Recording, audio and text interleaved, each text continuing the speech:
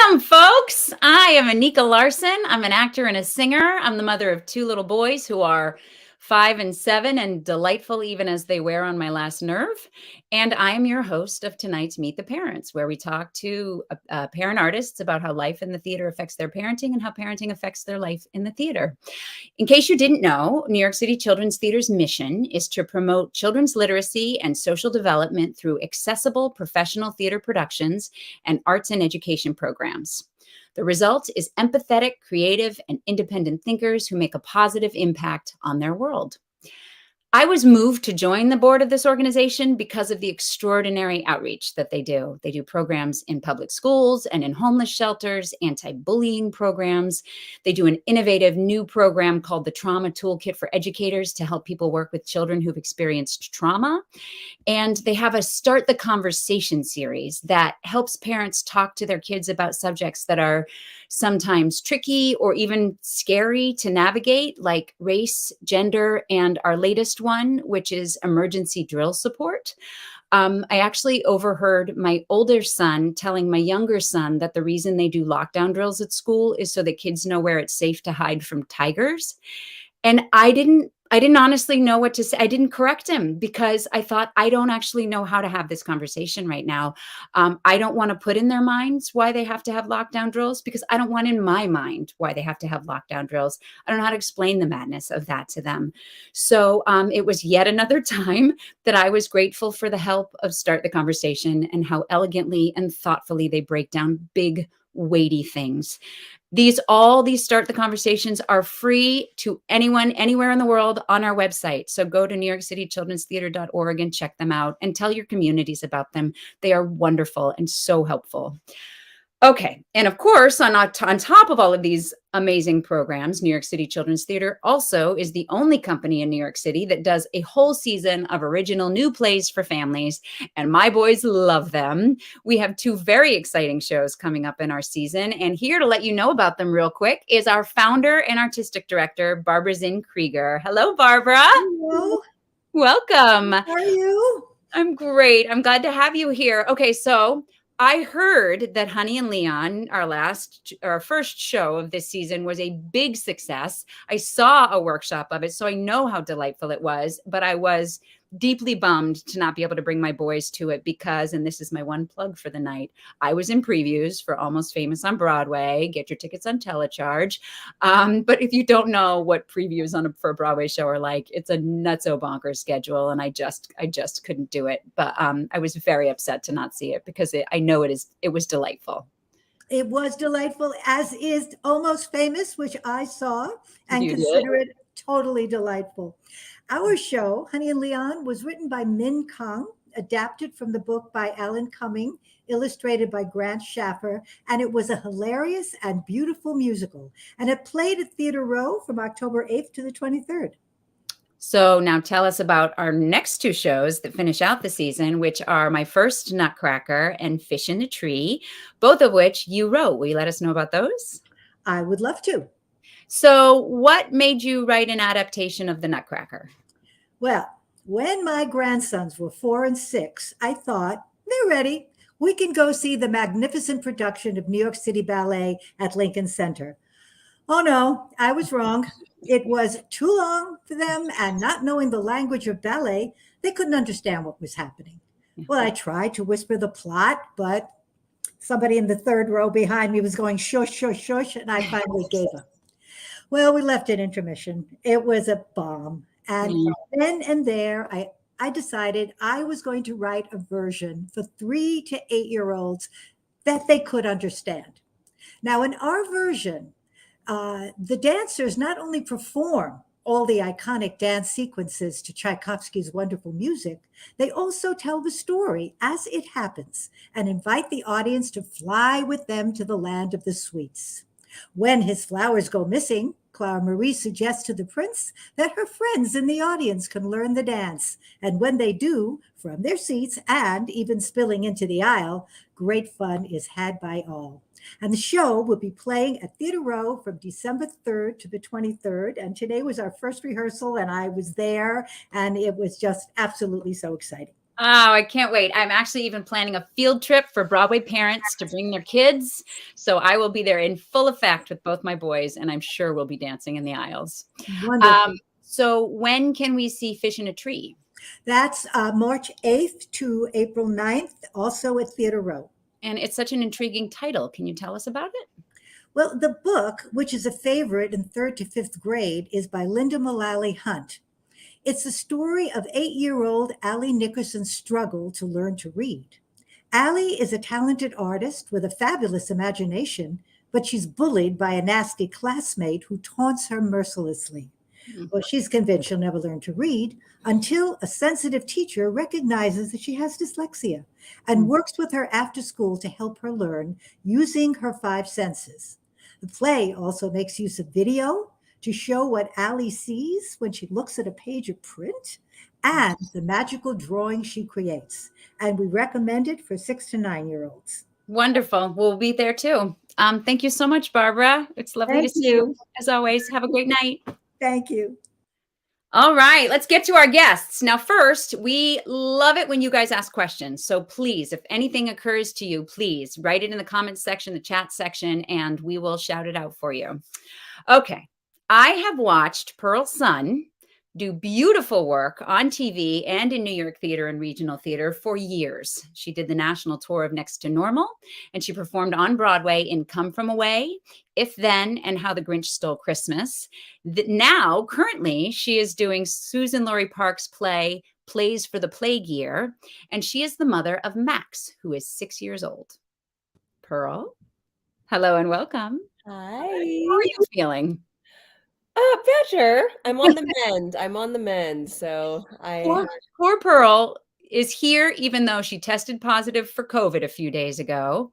And we decided that's what moms do, right? You play hurt, you play sick. yeah, we were neck deep into previews. So we were on our 5th preview, and then day 6 of the 6th preview, the morning of, I tested positive, sadly. And then a couple of my colleagues the day after that tested positive as well. So we had to pause the show for a little bit. It's so hard. It's so hard. I'm so sorry, but I can't wait for you to be able to get back to it. Yeah. Now, I didn't realize they both were doing this play together when I asked them to do the show tonight, which is crazy, but also doing plays for the Plague Year currently is Kenita Miller, who I met when we were not in the female ensemble. We were the female ensemble of Xanadu on Broadway because the ensemble was only 4 people, 2 boys, 2 girls. And so we were the female ensemble. We had to learn to dance on roller skates together, which was terrifying. Everybody cried at some point, and it'll bond you for life. So Kenita has become so near and dear to me. Kenita has appeared on Broadway. Hey, there's Kenita. Hi. Pearl is the mother of Max, who is 6 years old. Did I say that? Yes. Okay, good. Because as soon as I saw Nova, oh, look at her. She's beautiful. Let's start with Nova. Don't bury the lead. Nova is 5 years old and a Broadway star, but we'll get to that. Kenita has also appeared on Broadway in Come From Away, Once on This Island, The Color Purple, and of course, last season she was nominated for a Tony Award for playing the Lady in Red in For Color Girls Who Have Considered Suicide When the Rainbow Is Enough. Yes, beautifully pregnant Nova. Yeah. Look, that's you. Look at her. You. You're my belly. This is an aside, but my heart is so full because when I went back to work, when my first son was 3 months old, I was in Beautiful. And on Wednesdays and Saturdays, I would bring him to the theater with me because 2 show days were too long to be away from him, partly for my heart, partly because I was breastfeeding. And so I had 3 different friends who were actors who sort of in rotation would come pick him up from the theater and take him away during the show and then bring him back at bows. And Kenita was one of them. And I have all these pictures of her with him as a baby and just the baby Bjorn and stuff. And so I wish I could do that for you. Is really. Oh, please. You look, you're extended family. And I can't wait for you to get a chance to hold your little I niece. know. I took you to Babies R Us, or where did we go? Sure Bye Bye Baby to do your registry. You sure did. You're probably the reason she has this onesie right now. Seriously. Yeah, this Auntie Nika. And I'm sitting here looking at her in the camera, and Justin had me laughing because he said her hair, it looks like Bill Murray. She got Bill Murray hair, Do Nika. not say that about my niece. She's perfect. I love it. Look, good on Bill Murray, right? Yeah. Well, I think she should stay and hang with you as long as she wants to. Okay, yeah, that's my buddy. So We'll let's see how start it with you goes. and her on our first question, which is I always ask the same first question of all guests because I think it's a nice way to sort of be introduced to you guys. So you've only known her 5 months, maybe a little longer if we consider the time she was in your belly. But what do you like about your kid? What do you like about Nova so far? Oh, this just the way she looks up at me. I mean, she makes me feel like a good person. I mean, the mornings, I'm like, oh goodness, I hope this lasts. Because Yeah. the mornings, it's like I look at her and she just blink, blink, and just it's all drool and smiles and like just happy to see you first Yeah. thing. Yeah. And I mean, yeah, drool. The smell of it is intoxicating. Right. Like I feel like I'm trying to save it. I know if you could Everything, bottle that. everything. Yeah. Yeah, everything, Nika. I couldn't pick out one thing. Like she's just delicious. Yeah. Oh, I love that. Yeah. Pearl, what do you like about Max? Oh, wow. I mean, he is the funniest kid. He likes to be silly. He's also really inquisitive and he loves exploring and learning. His big television show that he really loves is Wildcrats right now. Yes. And he just loves to kind of spew out the facts that he's learned. And I have to say, it hasn't been fun being sick during this period, but I don't even know if you can see this. No. We can see that. Oh, come on. I mean, that's Mother's Day. Come on, man. This is him being a nurse, being my Florence Nightingale. And he has been just seeing him respond to my illness this past handful of days has made me go, oh, he soaked in some stuff from that I would hope that he would be able to pass on to other people. Yeah, like empathy. Yeah. Hair, and he takes my temperature for me. A little gadget. He's like, mommy, it's time. Take a temperature. I mean, I win. I'm done. Yeah. Little Max. And he's just as cute as he wants to be. A little cartoon character. Yeah. Yeah, so that empathetic side of him is a lovely discovery to have. Well, hello, Nova. Yes, we're here. We get it. You're gonna meet Max. You're gonna meet Max and Nika's boys too. He's excited to meet you. Yeah, it's happening. Okay, so Kenita, as a new mother, and Pearl, as a mother of a 6-year-old now, I would love to know how the theater community has supported you being a parent. We can also get into how it has not supported you, because I feel I'm seeing something in your face, Pearl, that we're welcome to dig into that too. But both sides, I would love to hear. Both. Yeah. I've experienced both. Kenita? Oh yeah. Definitely both. Definitely both. I have to say, you two are a big part of my support system. So I just have to brag about that for a moment. I have some great sisters right here. You know, of course, like she would not have this onesie. She would not have the clothes on her back if I didn't have a registry, or all of the advice that Anika has kind of, you know, so generously offered. And then Pearl, the first time, you know, Nova has had COVID. She had COVID already. And I remember Pearl texting me and, you know, kind of asking how we were doing. And I said, she's sick. You know, what do you do? She's congested. And the next day in the mail, this nose like sucker thing. What do you call it? Yeah, I mean, just people, but it's been like that. Like we've been very blessed.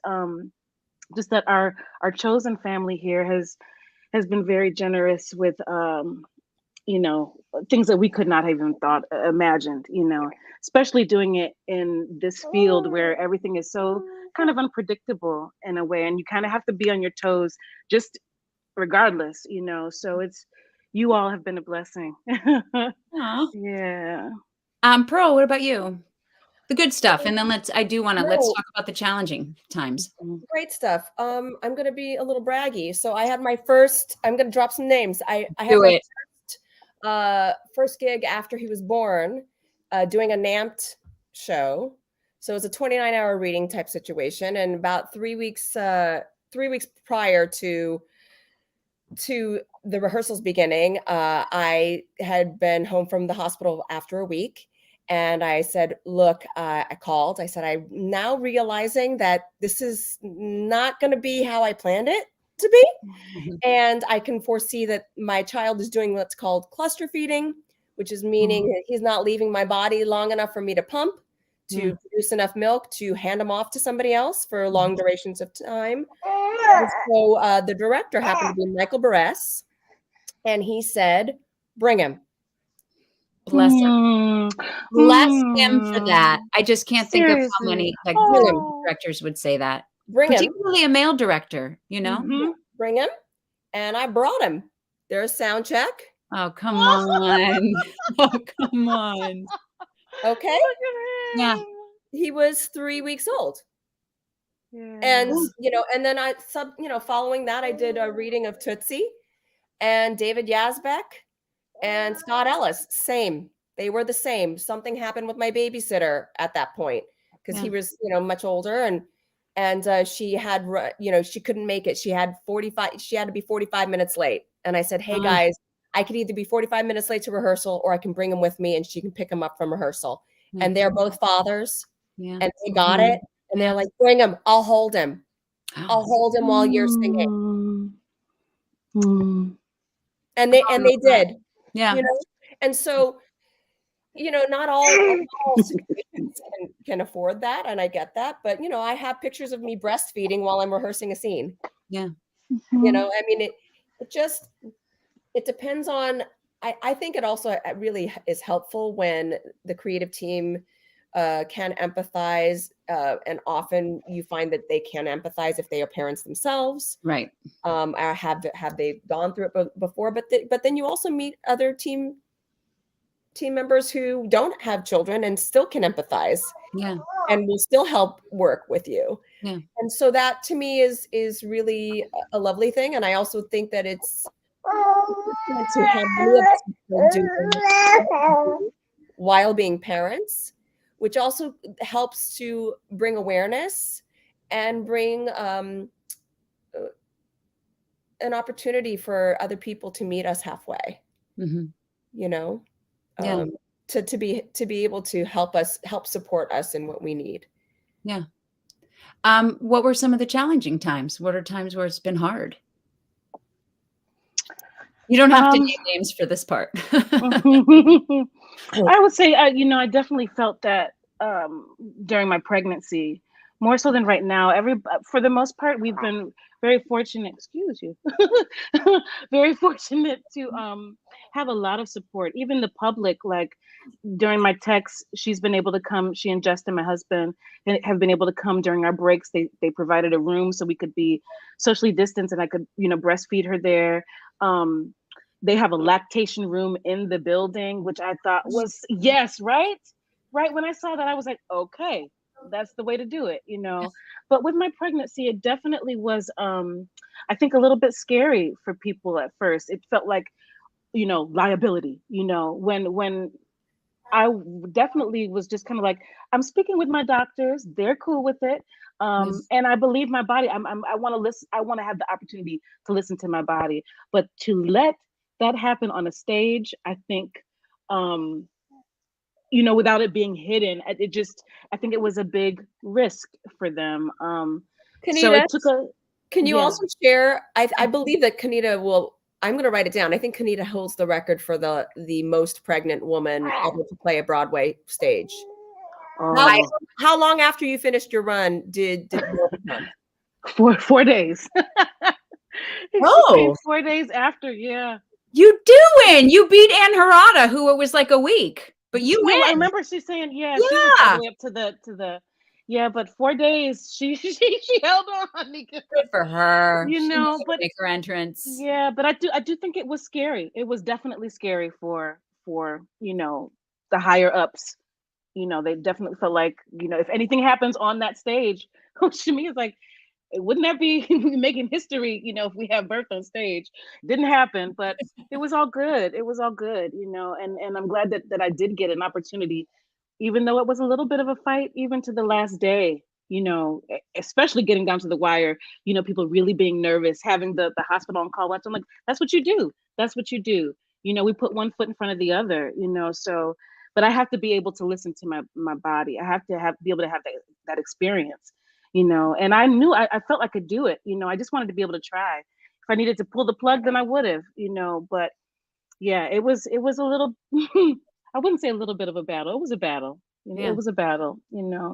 but I'm glad we got to see it through and that it's possible, It was so clearly a highlight of the show. I mean, I remember talking about it with you beforehand and working through with you, which something I knew I was dealing with myself, which was I don't want my pregnancy to get in the way of anything, and this sort of need to overcompensate, and that that it can't ever be the reason why I'm not doing 100% like always. Because I was pregnant until 6 months. The difference being really so me and Audra McDonald and Ann Harada talked all about it because the three of us belonged to this very unique club. But all three of us were playing roles that weren't pregnant and couldn't be pregnant. So we were hiding our pregnancy. And one of the joyous things about yours is that you didn't have to. It was so much a beautiful part of the show. But I wondered how much, and I don't know the answer to this, how much I was doing a number on myself of like, I refuse as a woman to live, and how much it was being done to me, and how unfair it is either way, honestly, that I feel like I can't let pregnancy get in the way when life for everyone has no purpose if there is no future to do it for, right? Even if you're going to have yourself, we all need a future generation to give our lives purpose. So we are doing a service. So everyone should be grateful and helping us when we are all doing this service for the planet. Yeah, I don't know. It was for me. For you, I don't think it was. I think you had a really lovely handle on it and a really appropriate attitude about it. It was a learning. It was definitely, learning as I go. And I think the gift that came out of it was learning how to listen to myself even deeper, listening to my body, but like really listening to, should I be doing this today? Should I, and honoring that, I feel like a stronger human being, not just in my body, but mentally because of it as well, Yeah. So, I wonder if it feels like the whole idea of women being able to trust their bodies is allowing them to trust their bodies. It feels like that's all tied into, I'm going to go off on a tangent, so I won't go too far, but the idea of like when medicine took over pregnancy and childbirth, sort of claimed it back and tried to take the medicine out of giving birth as much as possible, in this sort of new wave of thinking about it. Well, and it's also, and I was with Kenita through this period too, and what I was most proud of her for was her advocacy for herself. Like, that is something that you kind of have to learn in the moment. And how much you advocated for yourself even before the Broadway run began. I just think that's something that we can stand to share with other women as they start to having, have to negotiate these kinds of things, that there is strength in speaking out for yourself and really trusting that what's best. And the more confident you are for yourself in that speech, the more that they can kind of start to put the fear at bay. Right? Yeah, I definitely felt like I had a strong constitution about it, but there were great moments of doubt, where I have to say thank you again, because both of you were there in those moments where I was like, am I crazy for feeling like that I know I can do this, and if anything, wanting to prove it to myself. I do. I so thank you for you're uplifting me and not making me feel crazy about it, because I couldn't sit here and say, oh yeah, no, I did that.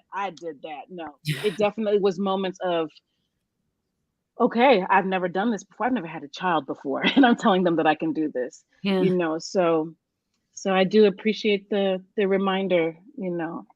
I remember the feeling at the time, though, of it being like, this isn't just about you. This is about all women who are going to be childbearing, who are going to be doing their work at the same time. It felt larger, and it felt like, sometimes we don't want to be representing a larger group of people, but sometimes we just are. And yeah, I was just so proud of you for how you. Thank you. Hey. Thank you. Pearl, I'm interested to go back to the face that you made that was so intriguing about, but just times where it's been a struggle for you, and what's been hard about it particularly as a theater mother. I was, Max was around a year old when I took on my first full-time job.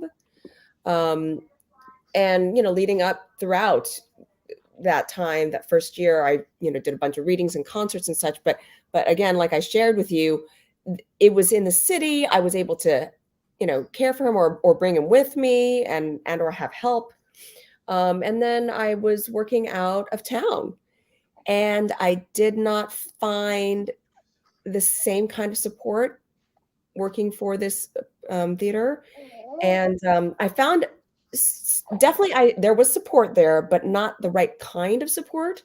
And I think it's because they did not have enough interactions with mothers, specifically mothers, and what our needs were. I mean, simple things like, please don't move me out of an apartment that I've set myself up in, even though the next one is going to be bigger. Yeah. When I'm asking you, can you put the person you were going to put in the one bedroom into this little house you were going to put me in, I would much rather not deal with moving in the middle of tech.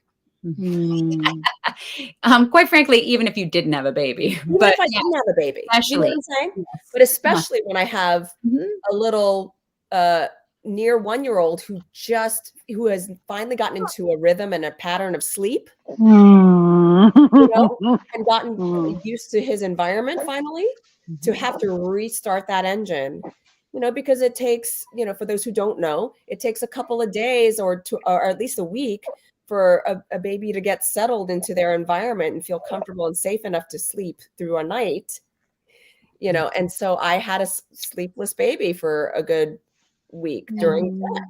And I was like, guys, that's not helpful to me. And, I know you promised this space to somebody, but give them the other. And they wouldn't listen. And so it's right. Yeah. And so I think there are different theaters now that are getting better at it because there are more of us. Yeah. And so the asks are, if we're traveling out of town, hey, can we get a bathtub wherever we're staying so that we can bathe our child? Something as simple as a standing shower versus a bathtub. Those are the kinds of things that they don't think that is a requirement. Yeah. Things like, hey, can you possibly come up with a list of babysitters, local babysitters to help out? That's super helpful. But these are all things that, it's trial and error. It's also, again, experience. And it's about them hiring people who have children and then asking those questions. What do you need? How can I best support you? And then listen when we say what we need. Yes. That part. We got a question from a viewer that I think is terrific. What was it like when the role of mom was added to your resume of life and you would then from then on be identified as a mother? Were you scared? It's so interesting because I know I was just talking about this yesterday with an actress who talks about like age and how we're terrified of being considered an older age or just how much that affects jobs and stuff. But so that's a great question of like, once you're thought of as a mother, being typecast as a mother. I mean, Nova has thoughts. Yes, Nova's like, she is a mother, so no. What do you think, Pearl? I find, funnily enough, I kind of have been cast as a mom way before I was a mom. Yeah, same here. playing Diana Goodman in Next to Normal is like the mother of all mothers, and I was, 10 years early playing that role. I was very fortunate to play that role as young as I was. Mhm. And then so I'm at a place right now where my husband calls it, I'm in the sweet spot. Yes. I'm actually like right for the age for the roles that I'm like meant to play. Mm. And I find that the roles of these moms, and I'm so excited, Anika, that we get to see you on Wednesday, I think that the writing is changing. And I think that there is gravitas and depth in these roles that I personally am much more gravitate to, that I gravitate toward these kinds of roles, and I would prefer to play them anyway. Mm. So that's just me. That's just Mhm. my kind of path and journey.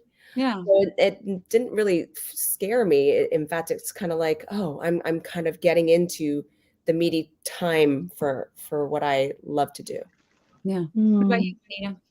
Yeah, I definitely the same. I always played moms. I have lots of moms Yeah. on the resume. I think the difference now is I think the impulse that I had to kind of pull from was the desire to be a mom.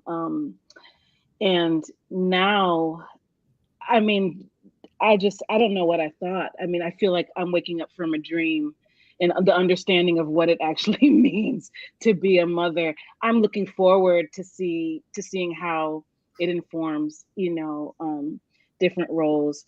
I will say I look forward to playing moms my age because I'm still getting called in for like 60-year-old women, like 67. I'm like, I'm not there yet. Like I did once on this island, it was kind of like, a folk tale. Like you kind of suspended, reality a bit. But I'm like, I want to play mamas around my age right now. So I'm looking forward to that door opening, Pearl. Because right now it's like, if I get caught in for grandma and Well, mom. I mean, come from away. Come from Yeah, away. I know. You were a grandma. Yep, yeah.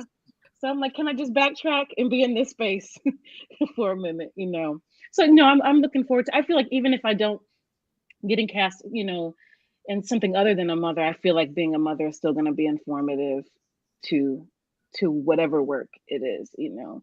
Yeah. So yeah, Yeah, I'm excited for you to do that. I think all the time, because I play the mother in Almost Famous, and I think all the time, what if I was doing this 8 years ago before I had kids? I like to think I'm a good enough actor that I could have pulled it off believably, but it would not be so easy. The just the worrying about your kids, you can't know that the piercing through your heartness of worry about your children until you do it. And yeah, and because previews were so crazy, I had a moment of, I was seeing them so rarely, and only for like, and if I got up at 6:45 in the morning and took them to school, which some days I just couldn't. And I had a moment of looking at, and of course there are pictures of them all over my dressing room mirror. And I looked at one, and my heart, my chest hurt, when it just like your chest hurts with missing them. And I thought, well, hey, if there ever was a role to use that, it's this show where my son has left me and I miss him. So I used it that night. It was helpful. But yeah, if I didn't have kids, I wouldn't have been so easy to emote that night. But I have never been scared by that. I do. Do you find, because my first thought with that question was, I think that the TV and film stuff that I feel like most of the stuff I go in for now is the mother. And I feel like the TV and film stuff is generally pretty less compelling, pretty less interesting than the theater stuff, certainly than the role I'm playing right now. But like just that in theater, it tends to be richer, which is maybe because I'm only going in for like guest star, like day work, so that how in depth even those characters get in terms of an arc. I don't know. Have you guys found that? No, I'm looking forward to more film and television work too. Let's see. Here's about depth. Yes. Fair enough. Looking forward to it. I haven't booked any of these. I've just auditioned for them. We have more questions, so I'm going to roll with them. As a parent, what would you change when it comes to the 8-show work week? That's interesting. Yes. I'd bring it down. I would bring it down. I think I just talked to Kenita about this. Yes. We Um, just talked about oh wait, come here, say goodnight. Come say goodnight to everybody. it. Come say goodnight. This is Hi, How you doing, bud? He's mommy. Thank you for taking And such also good mommy. care of your mama. Kenita. We heard you took care of her when she was sick. That was Yeah, I sent her a wonderful. picture. Bye. Good night. That's 6. Yeah. And yeah, so I was just basically saying that everybody else in the world gets 5 days a week of work and 2 days off. And what the 2 days do is you get a real day to rest. And then you get a real day to take care of everything else that you need to take care of. Mhm. And that is something that we still lack, right? It gets better once the show is open, frozen, and there aren't rehearsals during the day and you aren't, running ragged. But, there's a good portion of time where you are working 6 days a week, 8 hours a day, and then run into tech, which is a 10 or 8 to 10 hour day, 12-hour day. When do you get stuff done? When do you get your laundry done? When do you get your grocery run done? When do you help, see your children or your family? I personally would love that to be a thing where we have during rehearsals to have a 5 day a week rehearsal week, Huh. and having, one of those days be a weekend day. It's fine. Take a Saturday, but don't take both Saturday and Sunday. And Sunday, So that when our children are in school, out of school, that we can have a day with them on the weekend. And then I would really encourage 2 days a week to be dark in theaters. Would you then you just have 3 2-show days then instead of 2 2-show days? Or not. Or not. Yeah. Either do 3 2-show days if you want, or do 7 a week instead of 8. I mean, 7. It's just something that, can we think about it? Can we budget for that? Can that be done? To create a more humane work environment and life for people involved in this business. That's my dream. Yeah, no, I love it. But I get it. I'm not a producer. I don't have have to deal with crunching numbers and dealing with getting the monies back, and things are very expensive to run, and I get that. And just wouldn't it make the demand more though? Would the ticket would be hot, you got less of a chance to see it, people would. That's what I'm not. I mean, that's competition, especially if they get creative with when the 7 shows are each show. Yeah. My husband, who's in the business world, his question is, he's like, so instead of selling 8 shows a week at 75% capacity, why not sell 7 at full capacity? Can that be a thing? Yeah. I don't know. I want to steer us away just because I want to make sure we have time for it, because I do, Kenita, want to talk to you about the experience of having been pregnant in For Color Girls and what that way. I mean, it was so gorgeous to watch. I also was so funny because we met in the ensemble of Xanadu where you danced and you were a beautiful dancer, and I was intimidated by all the dancers around me. No, I was. And I had forgotten how beautiful a dancer you are, because you're also such a good actor and such a gorgeous singer. But you danced for 90 minutes, 100 minutes. Yeah. 90, danced over in your belly. And that was just, I want to know, like, yes, the general feelings, but also like pragmatically, like literally, what was it like? Oh, it was magical. I mean, I love to move anyways. I feel like that is, like, I don't know. I sing to heal myself. I also move to heal myself. Like in my, when Justin's not, even when Justin is here, it is so you think you can dance all through this apartment when I need it, And so it's always been something special to me, movement. But I've always known if I was ever given the opportunity, I don't know, it's making me emotional. Of gratitude. I always knew that if I was ever given the opportunity to be pregnant, that I wanted to move specifically, that I wanted to sing and I wanted to move. I wanted to feel what it felt like to carry that extra. And yeah, it took, I think there was degrees of compromising I had to do. But like I said before, I felt so in tune with listening to my body. You know, there's one moment we had to do like a deep squat. And towards the end of the run, I started getting like the Braxton Hicks contractions. Mhm. So that squat got you know, higher and higher. You know, but being forced to be that present, I loved it. I loved everything about it. There was a part where the drums would come in and like clockwork, there would be like, I don't know, an elbow or a foot that would just stick out at one part. And I would just be like trying to get somebody's attention on stage. Like, did you see this? You know, it was more than I could have ever dreamt, Anika. I'm like, I can't even, you know, grasp the right words to really express like what that alienness felt like. Yeah, it was like the closest thing to magic to me, you know. Yeah. And then I'm just like were there any, like, I'm just thinking about like how much we hydrate as performers, like, but how much you then have to pee. And then you didn't leave the stage basically for 90 minutes. Like, were there any accommodations you had to make, anything you had to be mindful of other than like the choreography that were different from when you've done other shows? Not really, honestly. Like I had, you know, 2 moments that I know if I needed it, I could have, you know, a potty break.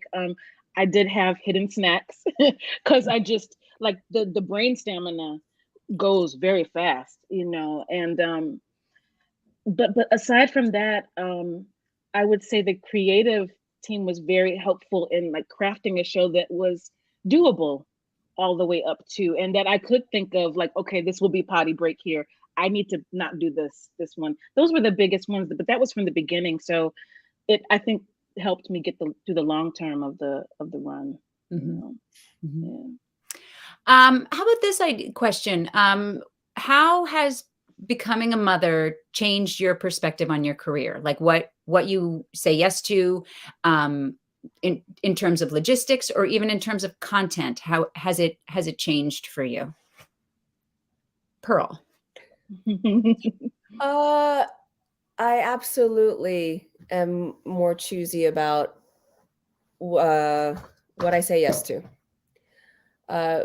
You know, I was always careful about, I really want to do work that has integrity and that I really believe in and that I care about. I have to find a way in. But now it's also the added, do I want to be a part of this project so badly that I can spend so much time away from my family? And so, and in fact, that's a very, it releases a lot Yes. Yes. of feeling this pressure of having to say yes to everything. Yeah. And it really, it very much narrows down quality versus quantity. And I appreciate that, actually. Yeah.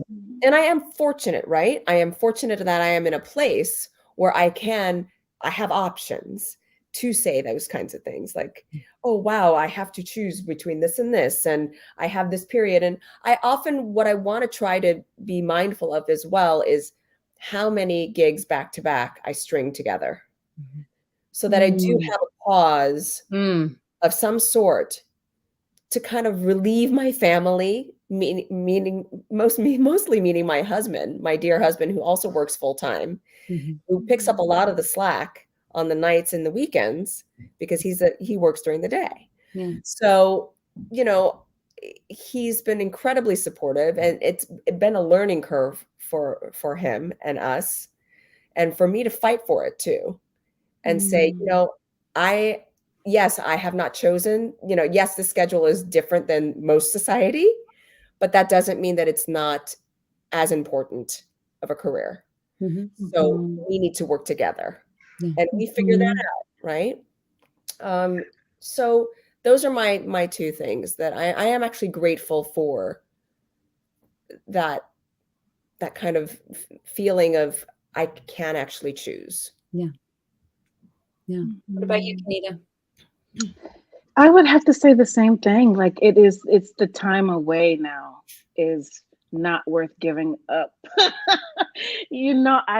I don't, her head is getting bigger by the day. And I don't want to miss any of that growth, any of the expressions coming out. And so it does, where I would say, yeah, it in the past, it's been very difficult for me to say no. I would say I was definitely one that was wrapped up into, the bubble of musical theater, that you have to keep the next thing, this and this and going. And I need the opportunity. Almost, I think there was a bit of desperation that I acted in, honestly, to where this, like, it's a welcomed kind of expansion into being able to say no. It feels good. And really, like, to gauge, is it worth the money? Is it worth the time? Is the project worth it? Period. Like you said, Pearl, I am excited about actually making that choice now. It is much easier, I have no qualms when it comes to her, yeah, a big fat no is easy, much easier. Yeah. I think it's interesting. Too. Go ahead. You're that way too. You spent a lot of time with your boys. During COVID, I spent too much time with my boys. Well, there's that. It was so wonderful to miss them so hard. Quite frankly, it would be nice to live somewhere in the middle. Yeah. But yeah. Yeah, no, I mean, I entirely agree with you guys. It's amazing, the choices that we won't make for our own benefit, but we will make for our children's benefit. I'll waste my own time, but I won't waste your growing time, right? I'll do this even though it doesn't pay enough and it's sort of inconvenient, just, because I think also, we're women who waited because of our careers to have our kids. So we are more established. So we don't have to do things just to network, just to get ourselves out there, or necessarily just to get an insurance week or whatever. We're lucky that, there's pros and cons to having your babies later in life. But yeah, one of them is, I think that, just also a greater self-assurance, a greater, I don't know. I was always scared if I said no to an audition that my agents would drop me. And now I'm like, all right, if they do, they won't. I love my agents. But it's like, if they did, okay. So, my kids are okay. My husband's lovely. So yeah. Perspective. It's exactly what it is. In one word, it's perspective. It gives you the best perspective. Yeah. We have one last question that we're going to take from the audience before the lightning round. This is, if you had one wish from your child or children, what would it be? It's sort of broad, but what's the first thing that comes to mind? What is one wish for your child? Let's rule out like global, like world peace or solving one wish for your child. I don't know. Yeah, that's how the question's phrased. Yeah, right. Like for their for their future, whatever that means to you. Yeah. Oh, I know that's hard. I feel like it is, because it feels like there's so many things that I wish I wanted to come true. But I guess the top three, because otherwise it's too hard to say. Then it's like, what's the most important? But what are three that occur to you? Not even the top three, but three that occur to you. That she will always stay curious, and that just at base that she will always be safe. I just want her safe. That would take up my three questions.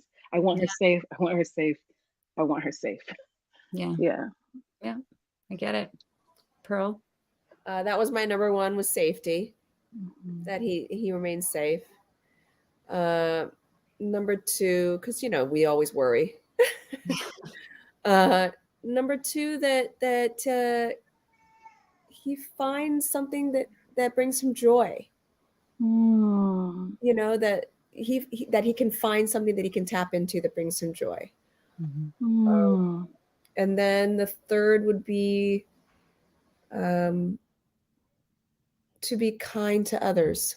Yeah. To be kind to others. Yeah. Those are my 3. Yeah. Yeah. Yep.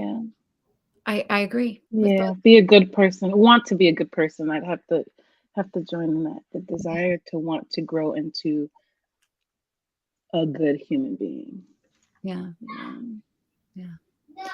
All right. Who's ready for the lightning round? Oh shoot. Yes. There are no wrong answers. Oh, Only shoot. slow answers. No slow answers. That's the most important. Anika, you're good at these. I know. No, there's no losing in the lightning round. It's all You're a good gamer. no, these are gonna be fun. All right, we ready? You ready? Okay. All right. What was your child for Halloween, Pearl? He was Spin, which is Miles Morales' alter ego. Yes, Kenita. Mini me.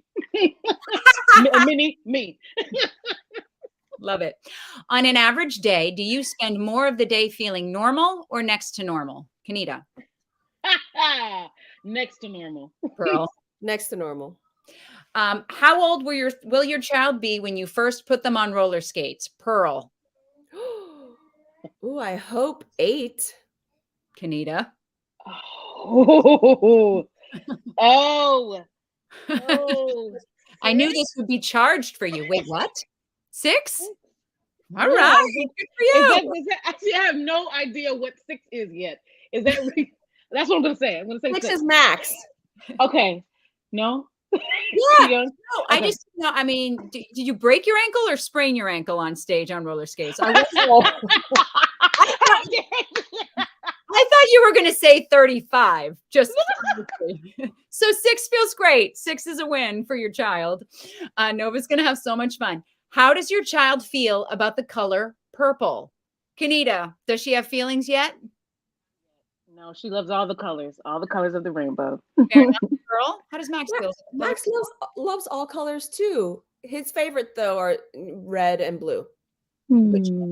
Just saying. Which version of How the Grinch Stole Christmas are you going to prioritize showing your kid? The original cartoon TV special, the Jim Carrey movie, the Broadway show, or the book? Kenita. Ooh, original TV special. Pearl. Yeah, that original cartoon. Yeah. What's your favorite lullaby to sing to your kid, Pearl? You're gonna laugh at this. I Will Survive. Like a ballad version? No. Wow. Does he request it? Yes. Wow. So it's his favorite. Well, it used to be Edelweiss, and then he got tired of it. And one day, Johannes was singing him Edelweiss to go to bed, and then he requested another. This was a couple years ago, by the way. Requested another. Daddy, I want another song, and he's like, I don't know words to any other songs. Okay. First I was afraid, I was petrified, and now it's part of the rotation every night. That is unexpected as well. Edelweiss and I Will Survive. I love it. Kenita, what's your favorite song to sing? I'll make up a lullaby. Yeah. Of course you do. You write. Yeah. Well, my last song of the lightning round is sing one line of that lullaby. So Kenita, you have to sing a line of. Okay. Make up. When you go to sleep, you wake up in the morning. That's pretty much the whole song. Yay! When you go to sleep, you wake up in the morning. It's my prayer. It's my prayer, pretty much. Yeah. Because I'm still waking up in the middle of the night, checking if she's breathing. Of course, always gonna check if they're breathing. Always. Pearl, I Will Survive. Please close us out.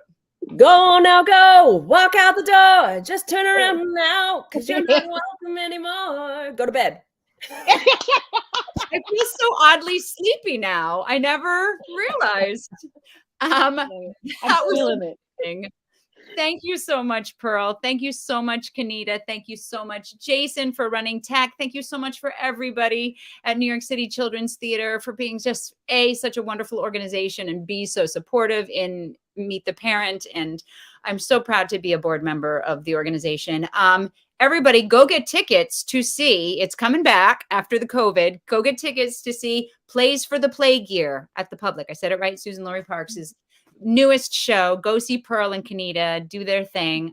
I adore you both. Thank you so much for being here. Love you, And, Anika. Thank I'll see you you. Wednesday night at Almost Famous on Broadway. Yeah, buddy.